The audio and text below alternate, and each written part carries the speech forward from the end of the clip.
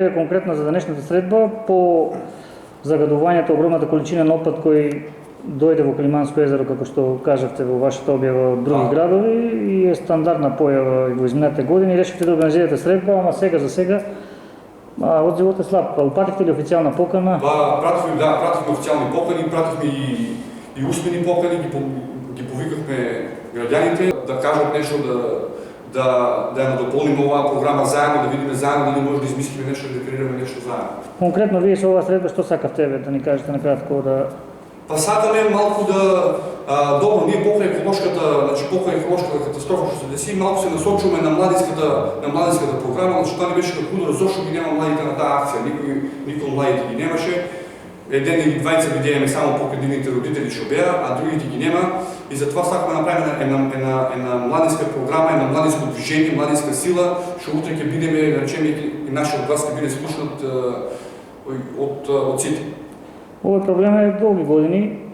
Па веќе неколку години не затекува таквија дождове и кога фанат таквија дождове, да речеме од дивите депони покрај реката Брегалница, кренуваат по водата и стигнуваат во нашето езеро. Главна причина се за пластиката и за тие се од Делчево, мислиме дека од таму, пошто од таму и дојде, тоа видливо, од таму дојде. И се надеваме у иднина тие диви депони да бидат мапирани и да бидат отстранени, да бидат спречени, да се воведат некои мерки, некои казни или па да се помогне на граѓаните, исто време да се направат некои контейнери или да се направи некој ден кај што ќе одат да го взимаат ѓубрето што го имаат спремно селаните, да речеме нешто така. Пошто ако немаат контейнери или немаат дека, он иди до реката и си го фрли. И си го гледа надолу, носи за глави, собира се, ама после дојде големата вода, она и дрва и шутове се понесе и го донесе тук. Како невладина, значи се залагате за еколошкиот дел, да се заштити езерото, а други активности во таа насока?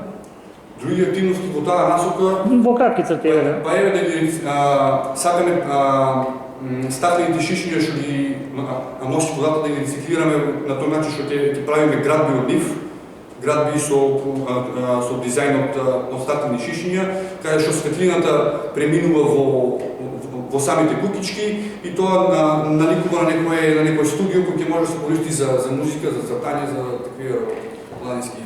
Колку мислите дека има услови во општини еве како Делчево, Каменица, Берово, Пехчево да се селектира отпадот, имајќи предвид дека во некои градови веќе има некои мали иницијативи да се класифицира, па на тој начин луѓето да имаат каде да го фрлаат отпадот и да се... Ние имаме поставено такви за пластика, за стакло, не знам колку се точно користат, но еве ние имаме конкретен начин тие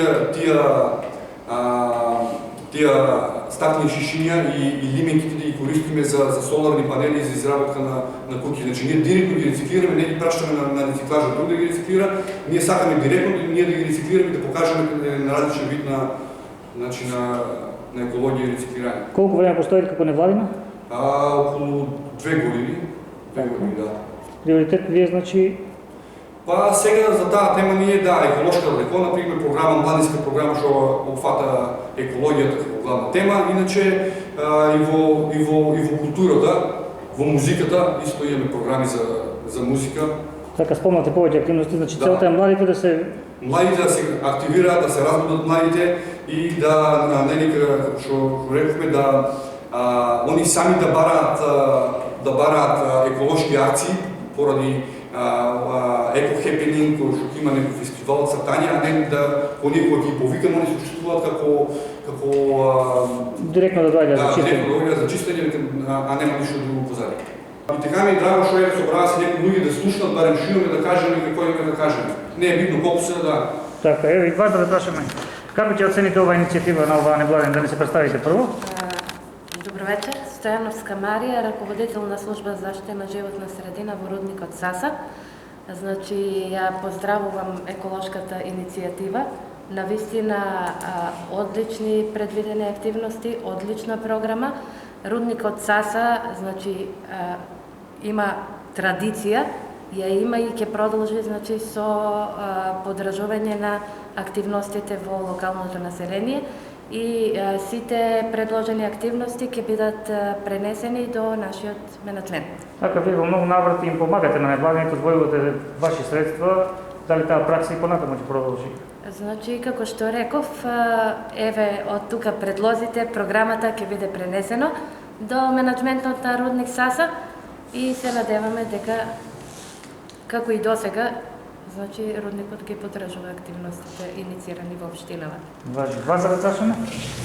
Исто и по представник Рудник Саса, исто, значи Рудник Саса, значи целата програма ќе биде пренесена на менеджментот и